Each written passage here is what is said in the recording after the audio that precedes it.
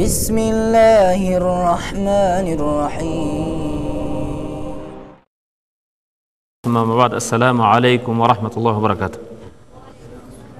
Урматтуу мусулман бир туугандар, жараткан Аллах табарак ва таала мактоолор, пайгамбарыбызга дуа саламдардан кийин өткөн сабакта вада бергенде кээ бир эже карындаштарыбыздын суроолору түшүп калды эле. Ал суроо ошо аялдарга тиешелүү. Асия энебиздин бейишке киргендиги, Мариям энебиздин бейиши. Мен бир жума хутбасы сабактарымда Аллах табарактын дининде бекем жүргөн, намысын сактаган эже карындаштарыбыз кыяматта иншалла Айша энебиз менен, Мариям энебиз менен, Фатима энебиз менен бейиште бирге болот деген сабак өткөн элем. Кече өткөн жумада өткөн сабакта ошо аялдардан, карындаштардан бир суроолор келди. Ошондо мен сөз бердим эле, сурооңорго токтолуу үчүн өтө чоң бир тема болуп калат. Келерки сабакты ошо аялдарга тиешелүү бир тема кылсак деп айттым эле, эсиңиздерде. Келишкендей сабактын алдында бир актын төлөп, бир салават менен баштайбыз. Саллаллаху алейхи ва саллям. Бисмиллахир-рахманир-рахим. Мээримдүү жана рахматтуу Аллах Тааланын исминен баштаймын. Хадиги васая илал фатаят афифат. Бүгүнкү темабыз Кудайым бурса, биринчиден бу бүгүнкү темадагы негизги осуяттар сиздерден сураныч. Балдар, мен сабак өтүп атканда сүйлөмөй жок. Сүйлөсөңөр ой каргыладан сүйлөй бергиле. Бүгүнкү осуяттар намыстуу, өтө таза карындаштарга, эжелерге. Ва нисаил мубаракат, берекелүү энелерге. Бүгүнкү секелек эртеңки эне боло турган эже карындаштарга. Аллати я'муруна бил ма'руф. Ал биздин бир тууган эже карындаштарыбыз кайдыгер эмес, дайым туура жолго үндөгөн, ва янха анил мункар, туура эместен башкаларды тоскон, ва ясбирна ала ма юсибухунна, башына жеткен кээ бир кыйынчылыктарга сабыр кылган карындаштарга кайрылуу. Хази хамасат ила хабибатир рахман. Бүгүнкү менин темам Аллах Тааланын сүйүктүү чооруларына, Айша энебиздин, Хадича энебиздин сиңдилерине, алардын кулагына бир шыбыраймын. Аллати лам таджал хаммаха фил канават. Алар өзүнүн бир гана максатын, мен кайрылып жаткан эже карындаштарым жашоодогу максатын дайым ар түрдүү каналдарда, же болбосом ар түрдүү акыркы модаларды издеп жүргөндөр эмес. Же болбосом ар түрдүү акыркы чыккан журналдарды барактап, кандай мода экен, кайтып дагы жарым жылаңач болсом экен дегендер эмес. Ва иннама жаалатхуму мухамман вахидан. Балки мен айта турган, мен угуп жаткан карындаштарым, алардын жашоодогу максаты бир гана максаты бар. Ал максат Аллахтын ыраазылыгына кандай жетсем. Пайгамбарыбыз саллаллаху алейхи ва саллям өзүнүн бир хадисинде «Иза саллатил мар'ату хамсаха ва самат шахраха ва хафизат фарджаха ва атаат завджаха қила лаха яумал қияма удхулил джанната мин абвабиха саманияти шит».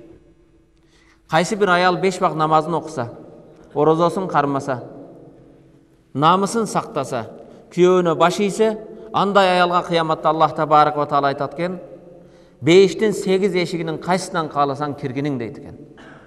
Аялдарга бейишке кирүү өтө оңой нерсе экен. Иза саллатил мар'a хамсаха, 5 вакыт намазын окуса, ва самат шахраха, Рамазан айында орозосун кармаса, ва хафизат фарджаха, намысын сактаса, ва атаат завджаха, күйөөнө баш ийсе, кыяматта Аллах табарак ва таала бейиштин 8 эшигинин кайсынан кааласаң кир дейт экен. Хадиги рисала иля тилкал муъминал афифа. Бүгүнкү темабыз, бүгүнкү кайрылуубуз намыстуу, имандуу карындаштарга, эжелерге. Калат, алар дайым дуа кылышат. Аллахумма я муқаллибал кулуб саббит қалби ала диник. Ал мени угуп жаткан имандуу карындаштарым, эжелерим дайым Аллах Таалага жалакан жайып дуа кылат. Я муқаллибал кулуб. Эй жүрөктөрдү алмаштырган зат, саббит қалби ала диник. Менин жүрөгүмдү диниңде бекем кыл. Азгырыктардан мени сактагын деп дуа кылган карындаштарга. Хадиги рисала илал қабидат алал жамр. Балки бүгүнкү теманы мен ушундай деп атап койдум. Қабидатыл жамр. Чок кармаган карындаштарга. Пайгамбарыбыз саллаллаху алейхи ва саллям өзүнүн бир хадисинде яти алан насу заманун, адамдарга бир заман келет. Ал заман келген кезде динин бекем кармаган адамдар кал қабиду алал жамр. Ал қабид ала дини кал қабид алал жамр. Динин кармаган адамдар чок кармаган сыяктуу дейт. Бүгүнкү күндө чок кармагандар деп тема койгонумун себеби, бүгүнкү күндө кээ бир карындаштар, эжелер жарым жылаңач болуп чечинсе, башка болсо, Батышты дуураган кезде аларга эч ким үн чыкпайт. Бирок ошол эле кезде жолугун салып, хижабы менен жүргөндөргө ар ким сөмөйү менен көрсөтүп, алардын артынан шылдыңдагандык, ал унаада болсун, башка да болсун, көчөлөрдө болсун, ар түрдүү сөздөрдү угуп сабыр кылган карындаштарга, ошондуктан бүгүнкү темабыз чок кармаган карындаштарга деп койдум. Кала фихинна наби саллаллаху алейхи ва саллям, алар жөнүндө пайгамбар 14 кылым мурун айткан: "Я'ти алан-насу заман", адамдарга бир заман келет, "Якуну фихил қабид ала динихи", ал заманда динин кармаган адам кал қабид алал жамр, чок кармаган сыяктуу дейт. Рисала илал мар'a салиха ат-тaqiyya. Бүгүнкү темабыз таквадар, Кудайдан корккон аялга. Таква деген нерсе эмне? Хазрет Алинан сураган кезде, "Ат-тaqwa hiya khawf minal jalil", Аллахтан коркуу, "Вал амалу бит-танзил", Аллах таала түшүргөн шариатка амал кылуу, "Вас-сабру бил-қалил", аз нерсеге сабыр кылуу, "Вал исти'дад ли яумир рахил", көчө турган күнгө даярданган карындаштарга. Рисала илал мар'a салиха аллати qaddamat mahabbatullah wa amaraha ala taqlidil fulana wa fulana. Бүгүнкү менин темам паланчыны, пустанчыны, тиги арчысы мындай кийинет экен, тиги бийчи мындай кийинет экен дебестен, Аллах Тааланын жана пайгамбардын сүйүүн дайым башка нерселерден алдын койгон карындаштарга.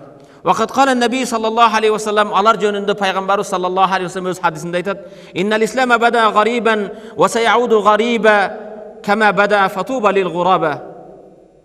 Пайгамбар саллаллаху алейхи ва саллям өзүнүн хадисинде айтат: "Дин, ислам дини ошол кезде 14 кылым мурда Аллахты тааныбастан адамдар жапайы сыяктуу жашап жаткан кезде дин бир чочун пайда болду". Пайгамбар саллаллаху алейхи ва саллям айтат: "Дин ошондой чочун болуп башталды кыйынчылык менен. Жана акыр заман келерде дин да башкалардын, мусулмандардын арасында ислам дини бир чочун нерседей болуп калат. Ошол кезде динди кармагандарга бейиш болсун, кут болсун, фатуба деген туба, ай бактылуу болсундар. Алар бейиш менен бактылуу болсун, эки дүйнөдө бактылуу болсун" дейт.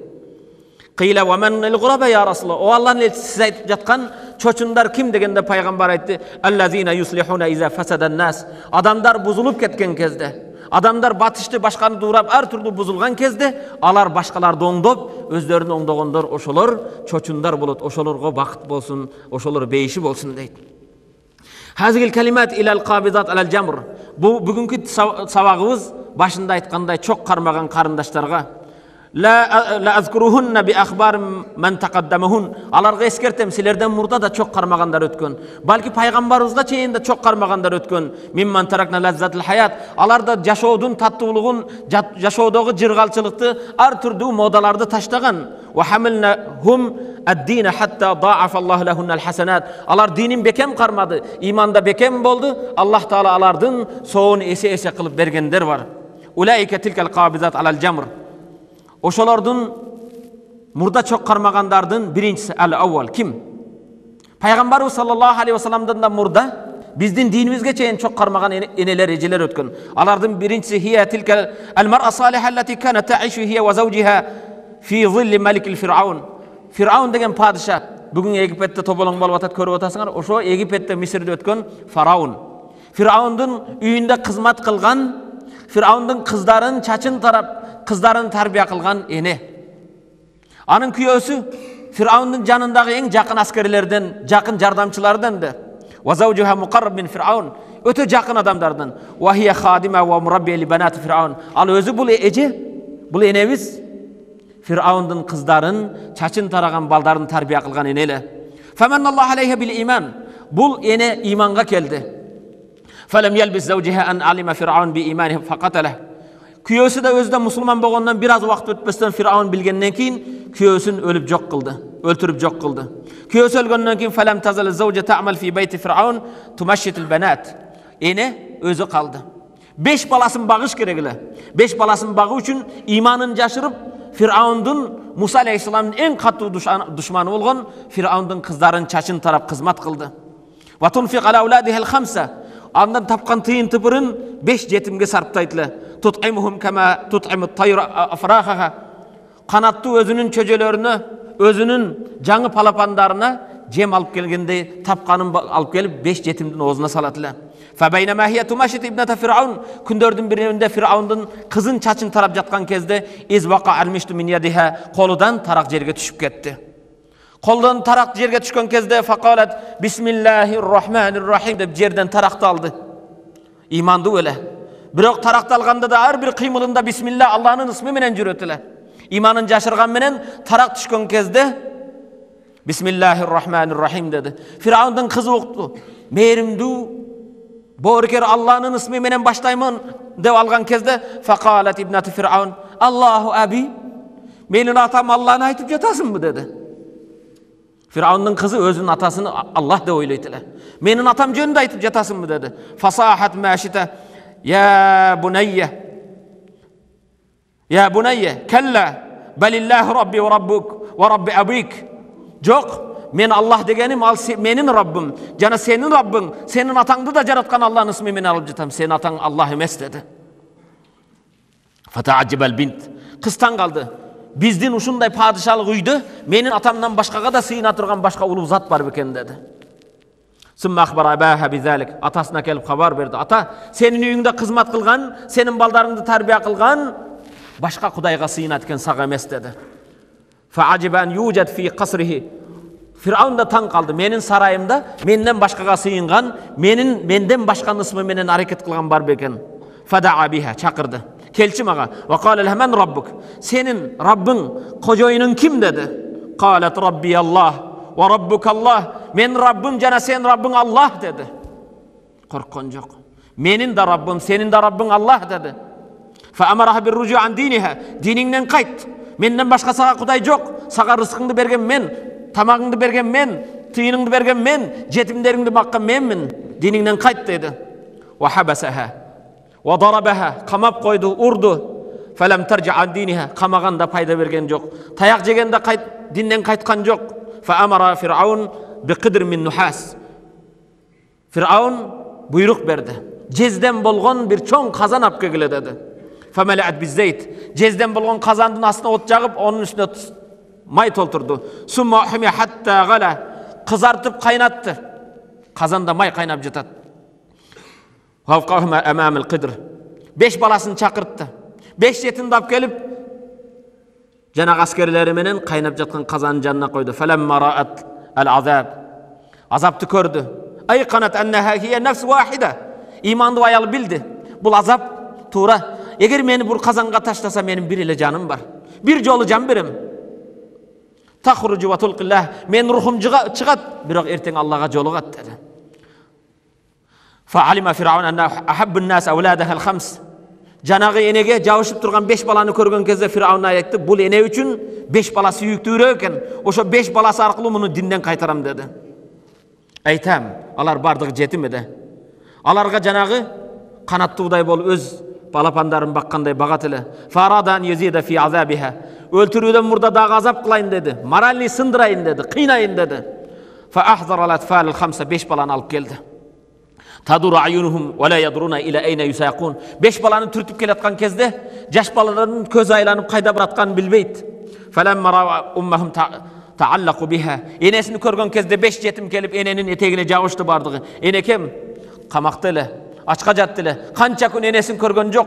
Firavundun janına kelgen kezde eneni körgön jaş balalar kelip kucaktadı. Ve asgaruha ve dammathu ila sadrihi. En kiçinekeyin alıp kökürögüne bastı. Ve alqamathu sadiha kiçinekey bala emçegemetili. Enenin emçeginden sorup başladı. Biroq kaynan süt bolsun eger tamak jegen bolmasa.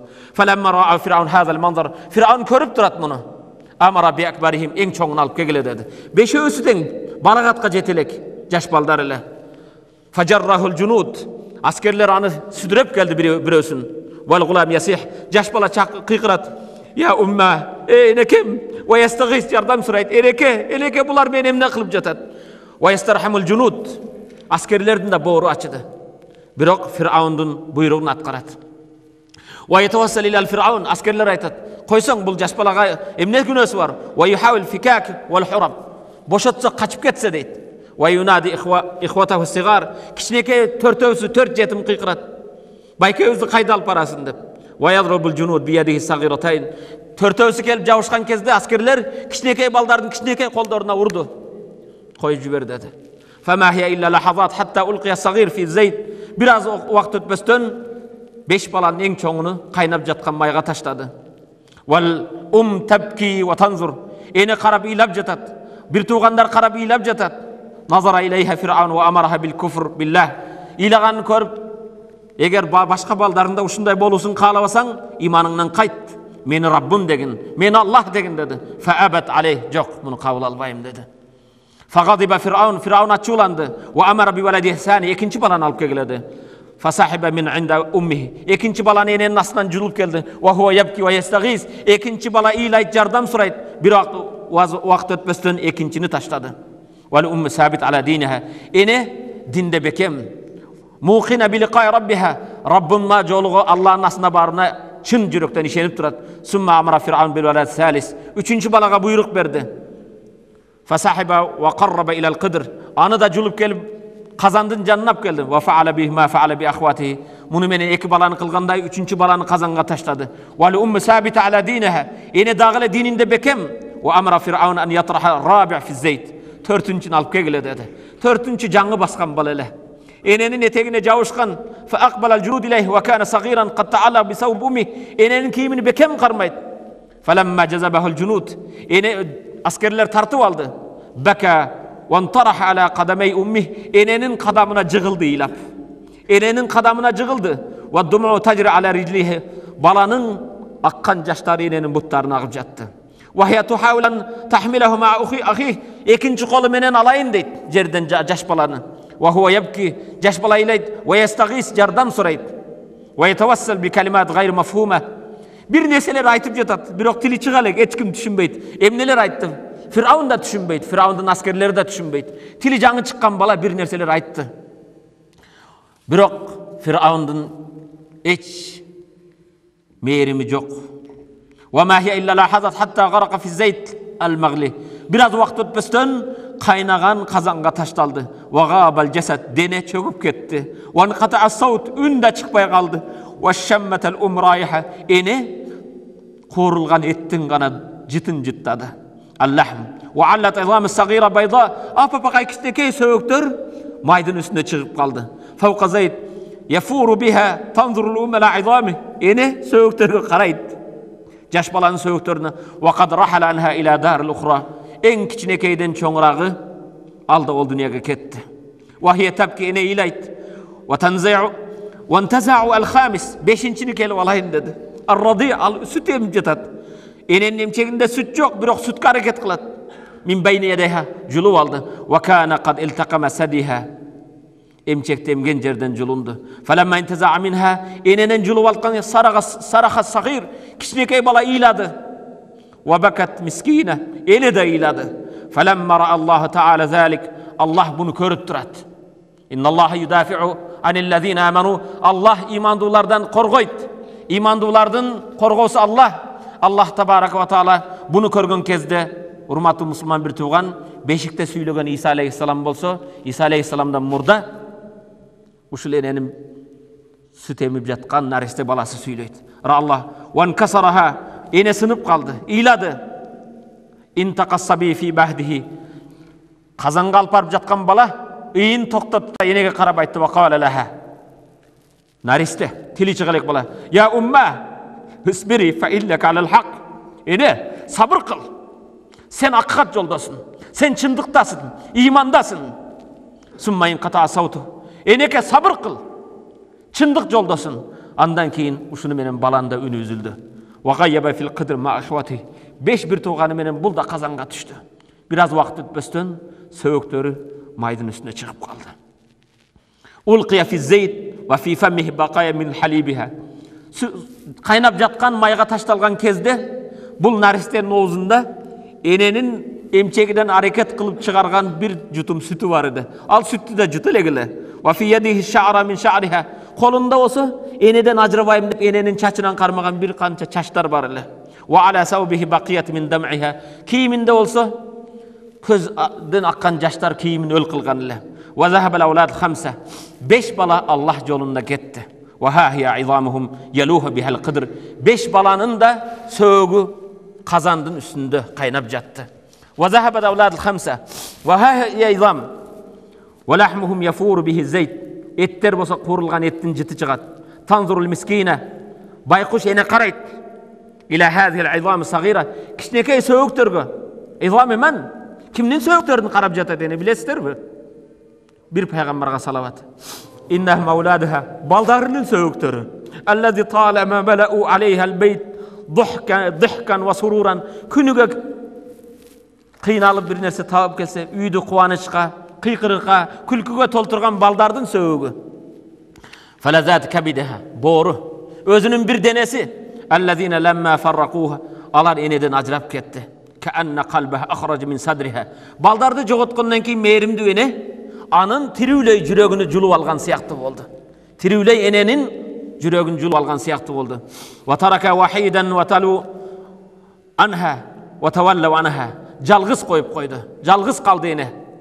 Күнүгө кубантқан балдардын biri de жок. Wan qaribin satakun mahum.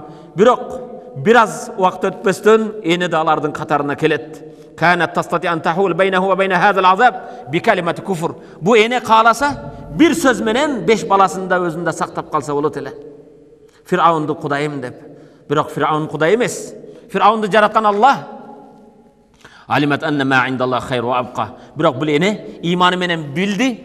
Allah'ın astındağı bul üçün jakşırak, ahiret jakşırak bul. Dünya ertebi keçip öte turgan nerse. Summa lamma lam yabqa illa hiya. Jalgız özünden başka hiç kim kalgan jok. Aqbalu ileyhel kel kilab dariye. Jalgız enege de askerler kuturgan ittey çurkadılar. Kuturgan ittey kol saldılar.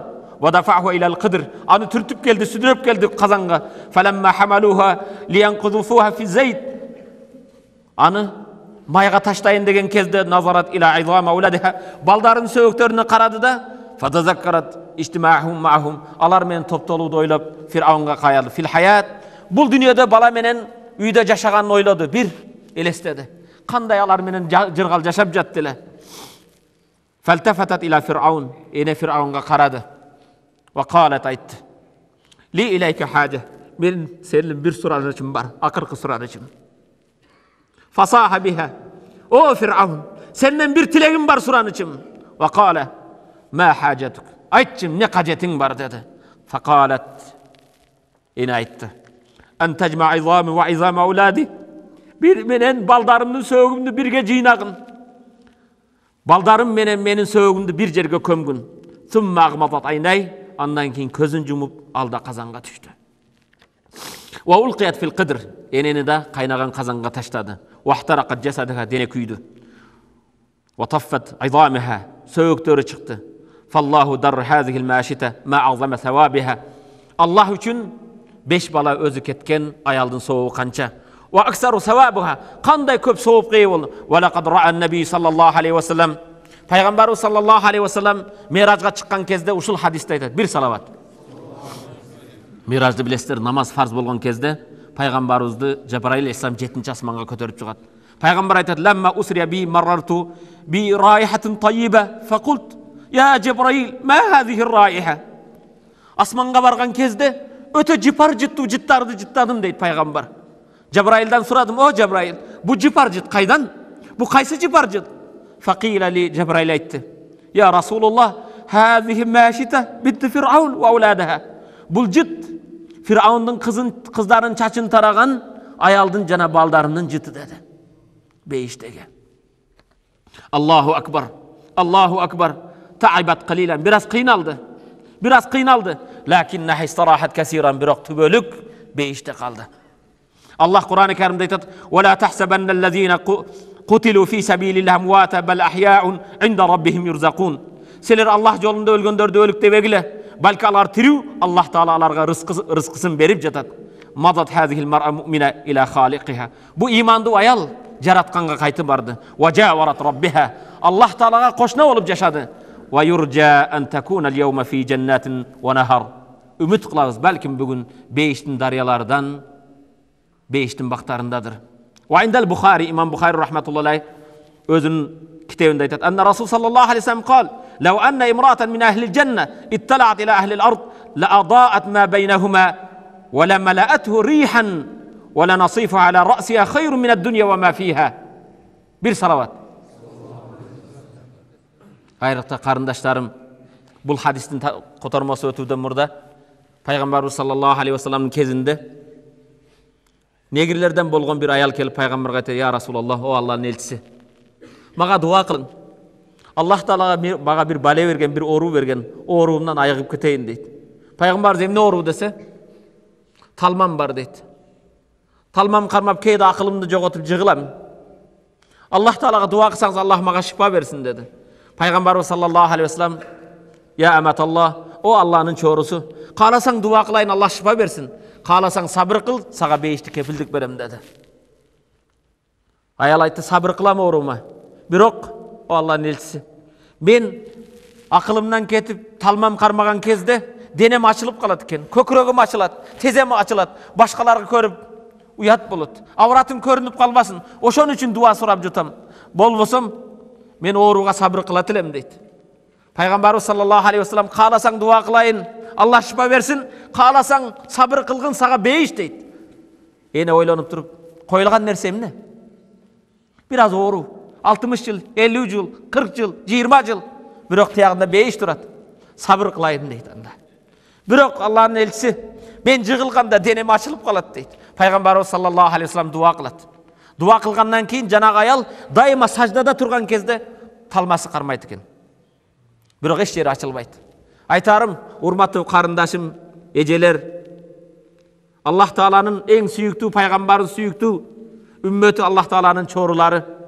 Ал энебиз пайгамбардын заманындагы эне акылыдан ажыраган кезде денем ачылбасын, көкүрөгүм көрүнбөсүн дейт. Бүгүн канчалаган карындаштарыбыз, эжелерибиз акылы жайында кыйын болуп атаандашат. Ким көбүрөөк жерин ачат, ким көбүрөөк авратын көрсөтөт. Буларга эмне дейбиз? Пайгамбарыбыз саллаллаху алейхи вассалам бул хадисинде айтат: "Лау анна имратан ми ахлил жанна итталат ила ахлил ард", эгер бейиштеги бир аял бул дүйнөгө чыгып калса, жер шарына чыгып бир чыкса дейт. Кала лау чыкса эмне болот экен? Ла адаат ма байнахума, жер шарынын жарыты берет дейт, нурданты берет дейт. Бейиштеги бир аял жер шарына чыкса, жер менен асмандын арасын нурдантат дейт. Вала малату рихан, жер бетин жыпар жыт менен толтурат дейт. Жаман жыттарга орун калбайт экен. Бир бейиштеги аялдын чыгышы менен. Вала насифа ала расиха хайрун, ал бейиште чыккан аялдын башындагы тажы дүниөдөн жана дүниөдө бар нерседен жакшыраак дейт. Бейиштеги бир аял бул дүниөгө чыкса, асман менен жердин арасын жыпар жыт менен жаркыратып, нур менен толтурат экен. Ал аялдын башындагы тажы бүгүн мисс красота 2010-2011 деп каякта бир эмени темир башыга коюп алып атпайбы? Эмне дейт аны? Корона? Таж да ошону. Аны алыш үчүн бардык жагын ар кимге көрсөтөт. Бирок бейиштеги аял Аллах насип кылса, ал имандуулар кирет. Ал аялдын бирөөсү чыкса, башыдагы нерсе дүниөдө бар нерседен жакшыраак дейт. Фама атяба иш ал-му'мина фил жанна. Бейиштеги энелердин жашоосу кандай кооз, кандай эң жакшы. Индама татакаллаб фи анхариха. Бейиштеги дарыялардан, көлдөрдөн ойноп жүрсөң, ва ташраб мин асалиха. Бейиштеги дарыялар бал менен, асал менен агат. Вал танзур ила вajhi раббиха. Балки жараткан Аллах Тааланын нуруна карайсың. Алланын жамалына карайсың. Ма атияба ишук ант. О карындашым, кандай кооз жашоо. Эгер бул 60 жыл, 40 жыл сабыр кылсаң, ва раббука ясалук фил жанна. Бейишке киргениңде сени жараткан Аллах сенден сурайт. Я фулана, о жазгүл, же башка атыңды айтат. О фулана, хал радит, разы болдуңбу? Хал радит бима анти фи? Бейишиме киргиздим, разысыңбы? Min naim, beyişteki jırgal, daryalar, sular. Beyişte ve hasbauha, jerdeki taşlar, mayda taşlar. Lu'lu eken. Jerde jatkan taşlar, beyiştin taşlar emne eken bilesiz mi? Bugünkü brilyant eken. Ayaldardın butuna bir taş kirip ketse alat da, elin oturayım, bizde tolturaydı, orgut verir. Hiç kimge brilyant da kerek emez. Beyişteki üylördün bir kirpiçi altından, bir kirpiçi kümüşten. Ortasındaki rastvor misitten. 500 yıllık alıstıktan jıpar jıtı kelet eken. Hal razıydı ya fulana, atыңды айтат eken her birinden. Жазгүлсүнбү, Назгүлсүнбү, Элмирасынбы, Замирасынбы, барыңдын атыңды айтат. Ya fulana, hal razıydı, o palançı razı oldun bu? Fatakулин, sen айтасың, Wa ma li la arda wa qad a'taytani ma arju. O Allah'ım emne üçün razı bolboyun? Ümit kılgan nersen barını berdin. Wa amantani mimma akhaf. Men korkkan dozoktan kutkardın. Emne üçün razı bolboyum deysiz. Beyişke kirgen kezde. Fayaqul Allah Teala aytat: "U'tika azam min zalik." Bu beyişteki jırgaldardan, qozduklardan da jakşısın bereyim mi? Summa yakshiful hijab. Al kezde Allah Teala pardan açat eken. An vajhi özünün yüzüden pardan açkan. Fatanzurina ileyh. Allah'ın cemalına, Allah'ın nuruna karaysın. Fela tansarifina ila şey min naim. Ma dumta tanzurina ileyh. Allah'ın cemalına, Allah'ın nuruna karagan kezde yüzüngdü eş jaka burgun kelbeydi. Beşteki jırgaldarın en jırgalı Allah'ın nuruna karaştık, Allah'ın cemalına. Allah'ın barızgı nasip etsin. Walakin lan yasil ahad ilal cennet. Biroq beşke jönelip bara albaysın. Beşin akı bağısı var. İlla bi muqawamati şahvat. Özüңнүн erkinge, şahvatına karşı işteysin. Jarımjılaŋaç bolup jarışpaysın. Falaqad huffatil cennet bil makarih. Peygamber aytadi, beş aylanası tabiatın kalabagan, senin nafsın kalabagan nerseler men orolup durat deydi. Beşin aylanası ne eken? Nafsın, senin erkin, kumarın kalabagan, nafsına jakpagan nerseler men. Karаңgıda darat alış, uykunu erteң men bamdatqa turuş. Nafsın kalabayt. Nafsыңды sındırуу. Elder kaşın terip başka kılıp жүрse, sen anday kılbaysın. Wa huffatin nar bi şahvat. Alem dozoktun aylanası emne menen eken? Senin kumarың menen, şahvat menen, nafsın kalagan nerseler men orolup durat. Fattiba şahvat. Eger kumarыңды, nafsыңды erçiseň, kiyimingde, tamagыңda, kılık joruğunda, жүрüş duruşunda, bazarlarda, köçelerde, anda dozoktun jolunu tandadın. Kala sallallahu aleyhi ve sellem kema fi sahihayn. Peygamberimiz İmam Bukhari, İmam Muslim çıkargan iki kitapta da muttafaqun aleyh. Huffatil cennet bil makarih. Beşin aylanası nafsına kalabagan nerselerme orolgan. Ve huffatin nar bi şahvat. Dozok, şahvat, şirindik, kumarlar menen oşoga erçiseň dozokka barasın. Fattabi'il yevm ve tasbiri. Bugün kel, sabır kıl. Nafsına başı ibe. Allah Tebaraka Kur'an-ı Kerim'de selamun aleykum bima sabartum fa ni'ma uqbaddar. Erteň sabır kılıp başkalar duurabastan, jarımjılaŋaç bolbostan, diningde beken bolsun, köyüňdi sıylasaň, beş bak namazыңды okusaň, namysыңды saktasaň, orozoňdy karmasaň, erteň Allah Taala aytdy: "Selamun aleykum." Allah'ın tınçlygy bolsun silerge bima sabartum, sabır kılgaňlar üçin fa ni'ma uqbaddar. Kanday jakşı korgondun eýesi bolduňar. Amma ahlun nar fa yuqal lahum, alemi sabır kılbasaň, dinden imandan alыс bolsaň, ulu durmat kılbasaň, kişiwdi zat kılbasaň, ata-eneňdi ukpasaň, diningde bekem jürbeseň, Allah Taala Kur'an-ı Kerim'de aytat: "Azahabtum tayyibatukum fi hayatikumud dunya wastamta'tum biha falyawma tujzauna azabal hun." Azahabtum, ketirip koyduňarby? Jok kılıp berdiňerbi? Tayyibatukum, jırgal taza nerseňerdi fi hayatikum, jaşawoňarda. Bul dünyada jaşaganda bardyk jasalgalardy, jakşı nerselerdi jok kıldıňarby? Wastamta'tum, bul dünyada jırgadyňar. Bul dünyada paýdalandyňar bul kıska ömürde. Fal yawma tujzauna azabal hun. Bugün emi tübölük bolgon katty azapka kalasyňar deydi. Hazi ulal qabizat. Bul birinci çok karmagan paygambarga çeýingen bolgan elerden. Dininde beken boldu. Birok Allah Tebaraka ve Taala beýişini nasip etdi. Fa ajaban wallahi li fatayat. Birok taň kalamın kebir musulmandyň kızlarına, alardyn biröwsü namazga turgusy kelbeydi. Fala tazal tatasahal bi adaiha. Namazga turgusy kelbes, ayakta tursun, namaz emne eken bilbeytdir. Namazdın nı tamgasın bilbeyt. Alhamdunun alhamdu degen bilbeyt. Zakara Zahabi fil kebair. İmam Zahabi çoğun günöler degen kitabında Peygamberimiz sallallahu aleyhi ve sellem'den hadislerinden kin usul nerseni ketiret. Anna imra'atan matat fadafana ahuha. Bir musulman ayal öldü deydi. Musulman kız ölgön kezde bir tuğandары jakındары alıp barıp kömdü. Fasaqadal kis minhu fihi malun fihi qabr fi qabriha falam yash'ur bihi. Baykesany koyup jatıp dokumentler akçalary mürzöge düşüp kalıptır. İmam Zahabi Kebair Çoң Günöler деген китебинде айтат. Бирок билген жок. Өлгөн карындашты узатты туугандар, жакындар. Кабырдан келгенден кийин документтерин, акчасын таппай калды. Ойлонсо баягы сөөктү коюп жаткан жерде ошол жерге түшүптүр. Инсарафан кабриха. Фаламма васала илейха важадал кабр келди. Сумма закара фаража кайтып келип кабырды кайрадан казып документтерин, акчаны алуу каалады. Фанабаша тураб. Топуракты алган кезде фаламма васала илейха жанагы эмеге жетти. Лахатка.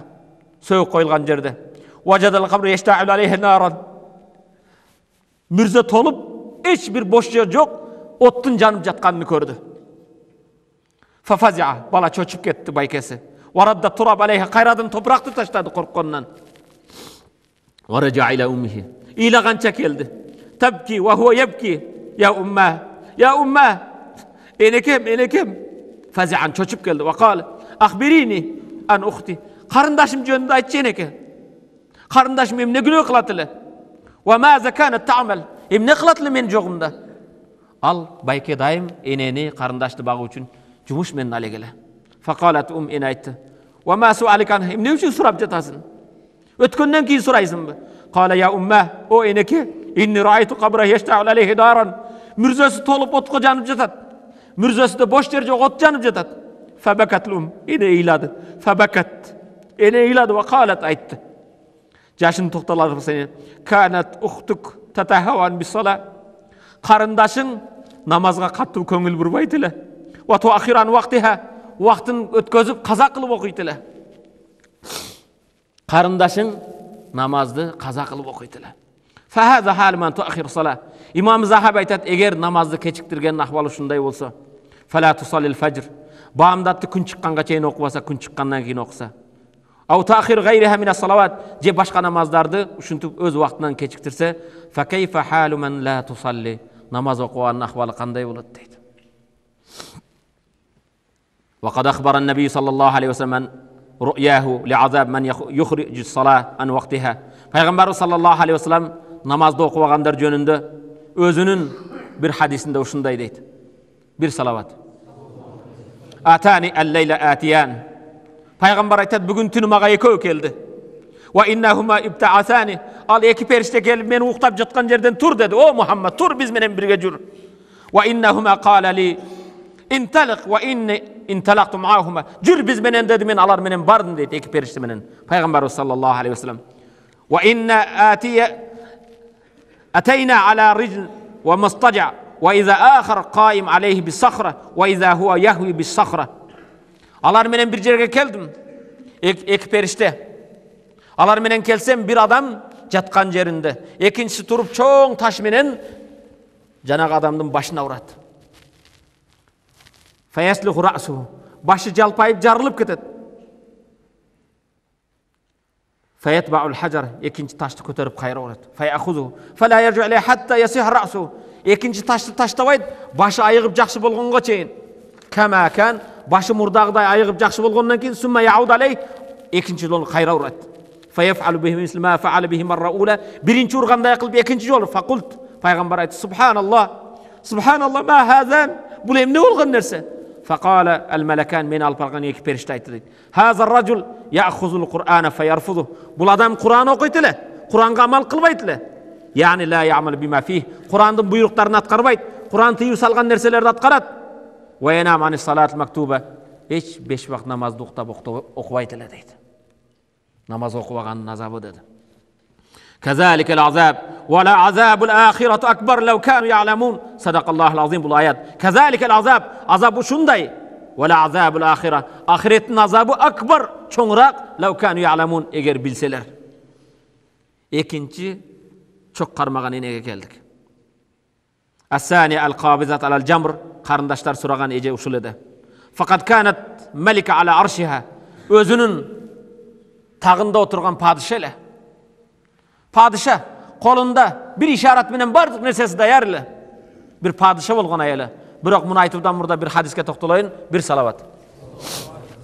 Пайгамбар sallallahu alayhi wasallam айтат, эртеңки намаздан уктаган адамдын кулагы шайтандын унитазы дейт. Кээ бирлерибиз 50 жыл 60 жылдан бері құлағыңызды шайтанға унитаз қылып жүрөбүз. Бамдатқа турбаганның құлағына шайтан келіп чурылдатып сүйіп кетеді. Екіншісі, ләкиннәһә канат муъмина тактум иманаһа. Ошондай арышта, өзүнүн сарайында, өзүнүн тагында отырган менен иманын жашырат эле, имандуу энейле. Иннаһа Асия имрати Фираун. Карындаштар өткөн сабакта сураган ушу Асия, Фираундун аялы. Фираун тараган энени өлтүрдү, бирок өзүнүн кучагында өмүр жолдошу болгон имандуу аялды билбейт эле. Канат фи наим муқим. Ал Фираундун аялы эң чоң бир жыргалчылыкта жашайт эле. Фаламма раат кавафил шухада. Энени өткөнү көрдү 5 баласы менен. Барын көрдү. Татасабак ила сама. Алар бирден кийин бир асманга көтөрүлгөн көргөндө иштaqat li mujawarat rabbiha. 4 же 5 жетимдин жана эненин өлгөнүн көргөн Фираундун аялы мен да жараткандын астына барсам деди. Wa karihat mujawarat Фираун. Фираундун жанында калууду жаман көрдү. Walamma qatala Fir'aun mashitatul mu'mina. Имандуу таракчы аялды Фираун өлтүргөн кезде дахала ala zawjihi. Асия өзүнүн күйөөсүнө келди. Күйөөсү ким? Фараонга келди. Yasta'riz amamaha quwa. Фараундун жанына келип эне өз күчүн көрсөттү. Кантип? Fasahat bihi Асия. Асия кыйкырды. Al-waylu laka. Dozokhu болгун сен. Ахвалыңа вай болсун, дозокhu болгур. Ма ajra'aka ala Allah. Summa ala Allah Taalaga emne karşı çıgasın? Emne üçün Kudayga karşı bolasın? Summa ala imanaha billah. Men da iman keltirgenmin jalgız Allah'a sen Kuday emessin dedi. Fagadiba Faraun. Firaun gazaptandı. Ve aksama la tazuqannal maut. Seni ölümdün damın tartkızam dininden kaytpasan dedi. Aw la takfuranna billah. Ce imanından ajraysın, ce ölesin dedi. Summa amara Firaun biha famaddat bayna yadayhi ala lawh. Al eneni iki kolu menen tahtaga kagıp koydu, baylap. Wa rabbat yadaha, iki kolun bayladı. Wa qadamaha, butların bayladı. Fi awtadi min hadid, temirden bolgon kazıklarga. Wa amara bi zarbiha, urup başladı askerler. Hatta bada dima tasil, kandar agıp başladı. Min jasadiga denenin kan akpagan jeri kalgan jok. Wallahum yansalih. Etteri teri sıyrılganday düşe başladı. Ana azamiha söğüden ajrap. Falamma ishtada alayhi azab. Asiya enenin azabı kattılangan kezde ve ayanal maut. Biraz vaqttan keyin can bererin bildi. Can bererin bildi. Wa rafa'at basara ila sama. Közün asmanga kötörüp Asiya ene şunday dedi. Rabbi ibnili indaka beyten fil cennet. Ey Rabbim, beşikle bana bir uy bergin. Beşte bana bir uy kurgun. وَنَجِّنِ مِنْ فِرْعَوْنَ وَعَمَلِهِ Firavundan amalından beni kutkargın. وَنَجِّنِ مِنَ الْقَوْمِ الظَّالِمِينَ Zalim kavimden beni kutkar dedi. وَارْتَفَعَتْ دَعْوَتَهَا إِلَى السَّمَاءِ Duası asmanga kötörüldü. Kala İbn Kesir. İbn Kesir Kur'an'da tafsir kılan çoğun alim aytat. Tafsirde فَكَشَفَ اللّٰهُ لَهَا عَنْ بَيْتِهَا فِي الْجَنَّةِ Allah Tebarek ve Teala Asiya'ya can verir kezinde Allah Teala pardanı açıp beyişteki Asiya'nın üyün körsöttü Asiya'ya. Beyişteki uyun kördü. Fatebessemet. Kıynalıp denelesinden söğüden etleri acırap jatkan ene jılmayıp küldü. Elhamdülillah. Sümme maatat. Ondan keyin can berdi la ilahe illallah. Naam. Maatat melike. Ova padişah. Padişahın ayalı şunday ayım kaza oldu. Allati kanet beyne tayyib ve bukhur. Atırlardın, jiparlardın arasında yaşaydılar. Ve farahin ve surur, kuvanıç kızmatkerlerin arasında. Naam tarakat fesatiniha. En bağlı köynöktörün kiyimlerini taşladı. Ve uturiha, en bağlı atırların ve sadikatiha, padruşkaların, ortakların, dostların. Batkendikler ortak deydi. Kurbuların, kadamcaylıklar, bәtçelerin deydi. Vaxtaratul maut ölümdü tanıdı. Lakinnehu el-yevm tetekallav fi na'im keyfema şa'at. Bugün beştin jırgal yerinde qalaganda jürüp. Allah Kur'an-ı Kerim'de deydi: "İnnellezîne âmenû ve amilussâlihat." Allah'a iman keltirgenler, jana salih amallardı kılgandar. "İnna la nudî ajra men ahsana amala." Жақсы амал kılgandarın amalın hiç tekke ketirmeybiz deydi Allah. Ulaika lahum jannatu adn. Жақсы амал қылғандардың бара тұрған жері адын бейіші. Тажри мин тахтихимул анхар. Алардың астынан дариялар ағады. Юхаллауна фиха мин асавир. Әр түрді сырғалар, сөйкелер, мин захаб алтындан. Ва ялбасуна сиябан худрин. Жашыл киімдерді киеді. Мин сундустан. Ва стабрак. Стабрак дағы бір материалдың аты. Муттакиина фиха алал арайк. Ең жақсы дивандарға жырғап, жамбаштап жатады. Алал арайк ни'ма саваб. Қандай жақсы соп. Ва хасунат муртафақа. Ең жақсы қоз көтерілген даража бұл. Вайна нисауна al-yawm. Бүгінгі қарындаштарыбыз қайдасыңар? Айна нисауна сайру хаулай салихат. Ушул енелерге Асия ене менен қантып бірге болуыз дегендер. Айна ниса аллати яқана фил мухалафат аш-шар'ия. Шариатқа қаршы болғандар қайда? Киімдерінде, сөйлегендерінде, көз қарашында, сайттарда, артүрді каналдарда алардың біреуіне насаат қылсаң, же байкесі, же тайкесі, же бұл жердегі мұсылман бір туғандар барып насаатса, емне дейді? Күллі ниса яф'ална залик. Бардық әлі аялдар ұшындай ғой. Мен заманнан артта қала албаймын. Құрбылардан өзгөчө бола албаймын дейді. Айнал қува фиддин. Анда динің, иманың қайда сенің? Вассабат алал мабади. Өзіңдің диніңде бекем тұру қайда? Изаканар. Аллах бір нәрсені, же пайғамбар өкім қылған нәрседе аларға таңдау жоқ. Ассаму ата, уғамын башы емін дейсін. Аллах жана пайғамбар бір нәрсені бұйырған кезде иманды еркек, иманды аял, маға башқа диннің ұшынысы жақсы ғой, ұшынысы жақпайды дей албайсың. Ваман ясиллах, ким Аллаға жана пайғамбарға күнөө қылса, Алланың пайғамбардың бұйрығын атқарбаса, фақат далла далала мубина, ал аччық айқын адашқан болады. Ва айна тилкал мара аллати тантифу хаважибаха. Bir пайғамбарға салават. Қаш терген ежелер қарындаштарға қайырларым. Ва туғир халқиллах, Алланың жаратқан жаратылышын өзгертеді. Ва наби саллаллаху алейхи ва саллям пайғамбар өз хадисінде қад ла'анан намиса вал мутанаммиса. Қаш тергенге де, тердіргенге де Құдайдың лағнаты болсын дейді пайғамбар. Ва айна тилкал вашима. Ла'аналлаху ал-вашима вал мустаушима. Ал-вашима деген сөз татуировка қоюшы. Жана қойдырған қоюшыға Алланың лағнаты болсын дейді. Ва наби саллаллаху алейхи ва саллям ла'аналлаху ал-вашима вал мустаушима. Пайғамбар лағнат болсын дейді. Бал айна тилкал мараллати талбису шар мустаар. Же болбосом парик кийгендерчи. Ау ма юсамма бил барука. Арабча барука дейді екен. Валлаху таала қад ла'ана ал-васила вал мустаусила. Пайғамбар ошондой парик кийгендерге лағнат болсын дейді. Күйөөсү үчүн кийбейт булар. Өзүнүн өмүр жолдошу үчүн жасанбайт. Көчөгө чыгаарда күзгүнүн жанында жарым саат турат. Кимге жасанып жатасың деген? Ошол чеберчилигин, кооздугун өзүнүн өмүр жолдошуна көрсөтсө кут болсун. Бактылуу болсун. Фахаула ниса мал'унат. Атадруна ма ма'на мал'уна? Наалаттын маанисин билесиңерби? Эмне деген? Ай матруда мин рахмат. Алланын рахматынан алыс деген сөз. Алланын рахматынан куулунган. Матрудан сабилил жанна. Бейиштин жолдан алыс. Башкача айтканда, шайтандын жолу менен жүргөндөр. Шайтан мал'ун да. Ава тардина ан тадруди анил жанна. Бейиштен алыс болгун келеби? Алланын жолудан алыс болгун келеби? Арзыбаган чачыңа чач кочом деп, арзыбаган кашыңды терем деп, же татуировка кылам деп. Лейсат ошондуктан лейсат жамалул халлак бал жамалул халлак. Араб тилде халлак деген сөз бар, халлак деген бар. Халлак деген сөз эмне деген сөз? Чач кыскартуучу. Бүгүн алардын аттары көп кой, эмне деп коет?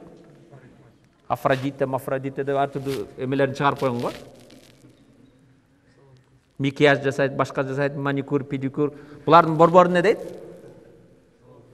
Салон красоты дейт, а? Ошо халлак деген чач кырсатуу, башка кылуу ошону халлак дейт. А халлак деген сөзчү жаратуучу. О чач алуучунун сулуулугу сулуу эмес, Алланын жараткан сулуулугу сулуу. Барып мен жанында отырады. Пайғамбар саллаллаху алейхи вассалам ла ядхул джанната даюс дейді. Даюс бейішке кірбейді дейді. Даюс деген кім десе? Қызына, қарындашына, ежесіне, аялдарға қызғанбаған. Ал кімменен көрішіп отады, кімменен жетілешіп отады. Кейбірлер Құдай сақтасын. Жаштар біліп алғыр, көбінше жаштар сыңат. Ертең үйленесің да Құдайым бұйырса. Сен үйлене тұрған, сен Құдайым өзің разы болып, біреуге жуучу болып, ұшы қызға үйленем дейсің да, сеннен мұрда жаңағы парикмахерге барсаң, ошол қармалайды да. Ал отырғызып алып, чачың қармайды, мойның қармайды. Ешекті білесіңдер да? Баяғы будайды, башқаны айылдаймай қылады ғой. Тегірменді айланғандай, қырманда ешек айланғандай, ол болса жаңағы сен үйлене тұрған қызыңды жасайым деп айланады да. Анан кейін мана сен көре бер дейді. Ошондықтан мұрда мұсылмандар қызын беріп жатқанда айтып өткен. Бара бетке сүрткен емелерді не дейді? Жоқ, әртүрлі краскалары, шпаклевкалары бар ғой. Косметика. Косметиканың ең жақсысы бұл даарат алу екен. Сахабалар қыздарын беріп жатыр. О, қызым, косметиканың боянуштың ең жақсысы бұл даарат алу деген. Даарат алған сайын нұрданады. Пайғамбар саллаллаху алейхи ва саллям қияматта не дейді? Үмметіңді қандай танисың десе, бір адамдың қап-қара болған көп үйірдің, қап-қара жылқылардың үйірдің арасында өзінің қашқатай атын таныбай бұл жылқысын. Қашқатай қолдары, бұттары таниды. Ошоға ұқсас мен үмметім көп даарат алғандықтан жүздерден және қолдардан нұрлардан таныйым дейді Пайғамбар саллаллаху алейхи ва саллям. О шпаклевка нұрланбайды. Қанша краска болса ал. Кішіне көз яш ақса кетіп қалады ғой. Ошондықтан уайза кәні қараңыздар. Урматты мұсылман бір туғандарым, Пайғамбарға бір салават. وإذا كان الله تعالى قد وصف الحور العين بما وصف وهن لم يقمن الليل ولم يصمن النهار. الله تبارك وتعالى حور العيндарды сипаттайды. حور العيнды білесіздер бе? حور العين деген бейіштегі аялдар.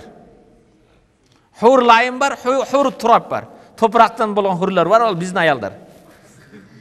Бейіштегі حور العيндарды Allah تبارك وتعالى сипаттайды. Ошо бейіштегі аялдар егер бұл дүниеге шықса, жаңағы енелерде, жаңа айтым, бейіштегі бір аял шықса, батыш менен шығышты, асман менен жердің арасын жарқыратып береді, жыпар жіт менен толтырады дейді ғой. Бирок дининде бекем қармап жүрген аялдар андан да қоғызырақ болады екен. Эми қараңдар, мана қараң.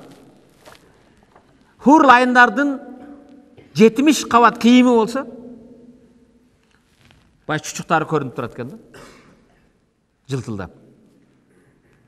Эми хур айындың қоздық ошонда فما بالك بالجمال أنت سنچ урматтуу мусулман карындашым эжем хурлайндар وأنت التي طالما خلوت بربك في ظلمات الليل сен түндө туруп жаратканга сажда кыласың, намаз окуйсуң. يسمع نجواك الله сенин дуаларыңды угат. سبحان ربي الأعلى سبحان ربي العظيم يا رب يا مقلب القلوب ثبت قلب على دينك. О Аллахым, жүрөгүмдү диниңде бекем кыл, азгырба. وتركت لأجل الرضا للذات. Allah'ın razılığı için şpaklövkanı taşladın. Allah'ın razılığı için kaş tergeni taşladın. Allah'ın razılığı için kenen kiyindin. Müçölerini başkalar körsetken joksun. Ve farakta şahvat, özüңнүн şahvatına, erkeğe karşı Allah'ın razılığını jogorу koydun. Faya buşrak. Anda suyunçu kut bolsun sağa. Suyunçulayım sağa. Vakat talakkatkal melaika indel abwab. Beyiştin eşiginde perişteler kütüp alat eken. Tubashshiruka beyiştin eşiginde perişteler suyunçulayt eken. Bin naim ve husnu savab. Suyunçu ver Allah sağa mınday dayardadı. Allah anday dayardadı.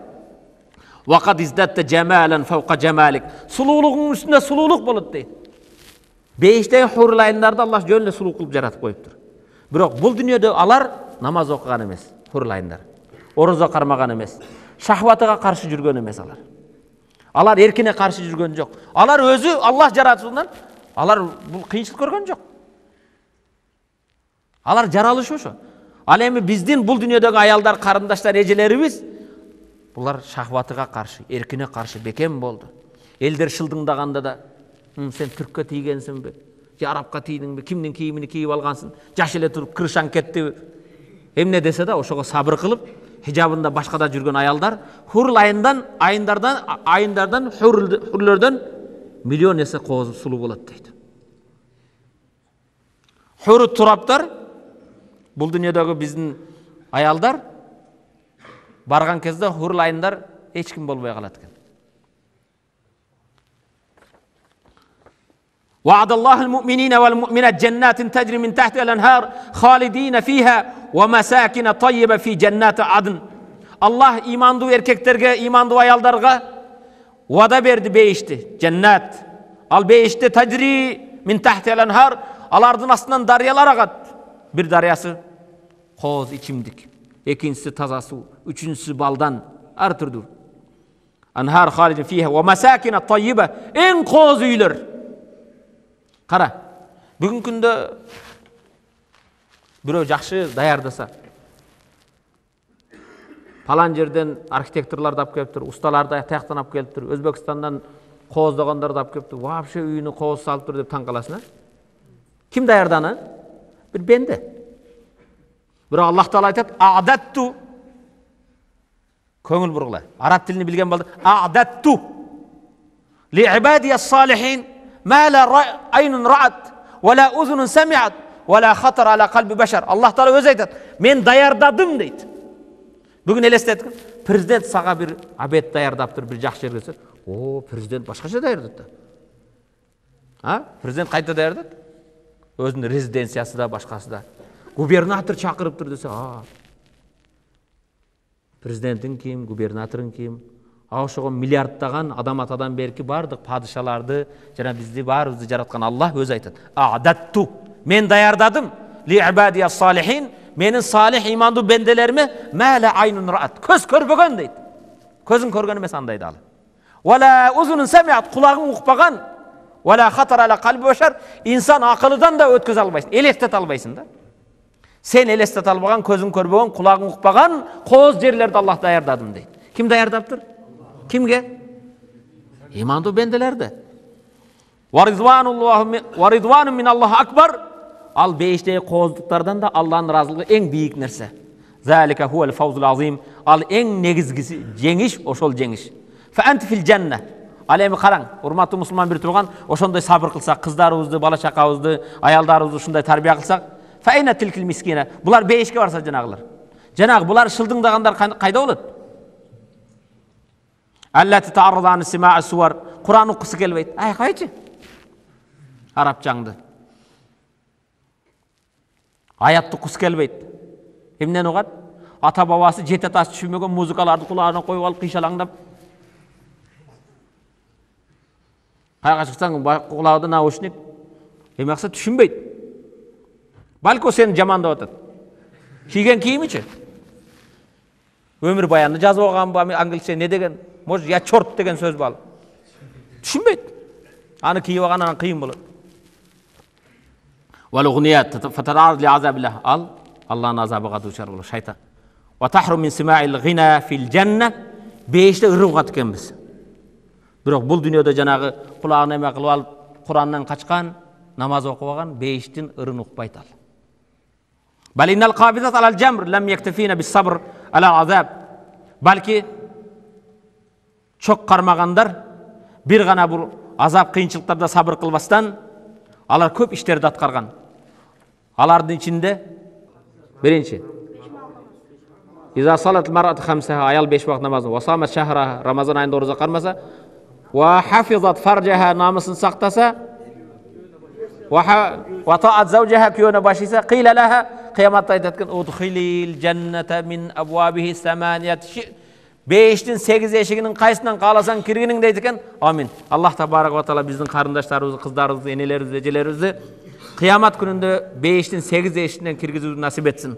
Аларды тарбия кылган, аларга жөлөк болгон, аларды ошол иман жолунда аларга бекем жөлөк болгон бизди да алар менен бирге кирүү насип этсин. Аллах табарак ва таала баарыбызды угуучу бенделерин уккан аят, хадистерге амал кылып насип этсин. Аллахым карындаштарыбызды, кыздарыбызды, энелерибизди, эжелерибизди, Хадича энебиздин, Айша энебиздин, Асия энебиздин ушулардын баарын кошунасы кылсын. Аллах табарак ва таала bizdi de alardın katarında beyişinden mahrum kılbasın, beyişini bizge de nasip etsin. Allahümme gfir lana zunubana ve keffir anna seyyiatina ve tevaffana ma'al abrar bi rahmetike ya erhamer rahim.